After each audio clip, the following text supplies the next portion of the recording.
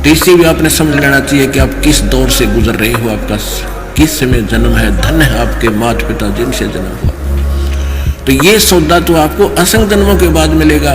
इसको केवल बकवादों में ना खो, दृढ़ हो, भगवान पर विश्वास रखो, दास के एक एक वचन को आधार बनाकर अपना जीवन सफर भक्ति का तय करो और सफलता होगी।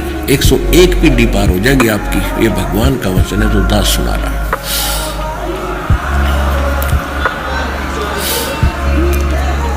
कति नहीं है, और कति ज्ञान सुनकर समर्पित हो जाओगे तो आपकी कैंसर का बाप भी ठीक हो जाए। भगवान किसे कहते हैं?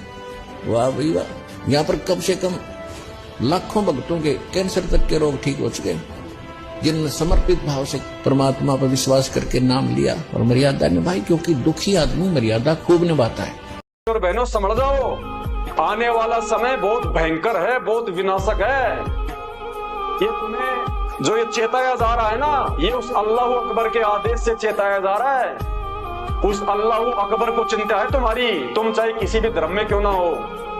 उस अल्लाह अकबर को, उस अंतर्यामी भगवान को दिखाई दे रहा है आने वाले समय में तुम्हारे साथ में क्या बनेगी, क्योंकि वो अंतर्यामी होता है। उसकी आंखों के सामने सबका भविष्य शीशे की तरह दिखाई देता है कि आगे चल के तुम्हारे ऊपर क्या क्या आपत्ति आएंगी, कैसे महान दुख भोगोगे अगर तुम इसी प्रकार बेजुबान जानवरों को मारते रहे तो।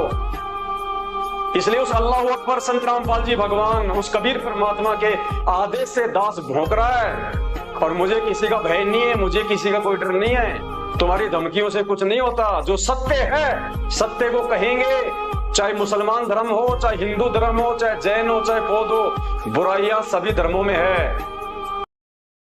बहुत ज्यादा मानव जाति का विनाश होगा, बहुत ज्यादा। भविष्य मल्लिका के अनुसार यहां तक कहा गया है कि पूरे विश्व की 3/3 जनसंख्या का सर्वनाश हो जाएगा, 3/3 जनसंख्या का। और पूरे विश्व में मात्र 30 करोड़ लोग बचेंगे, मात्र 30 करोड़। ये भविष्य मालिका में लिखा हुआ है। 2027 तक का समय है आप लोगों के पास। मतलब 2027 तक तो जो होना होगा वो हो लेगा। समझदार वो है जो समय रहते आंख खोल लेगा, समय रहते उस कल की भगवान की पहचान कर लेगा। अरे ठोकर लगने के बाद तो जानवर भी संभल जाता है, ठोकर लगने के बाद तो एक जानवर भी संभल जाता है। इंसान वो है जो दूसरों की ठोकर से समझ जाए।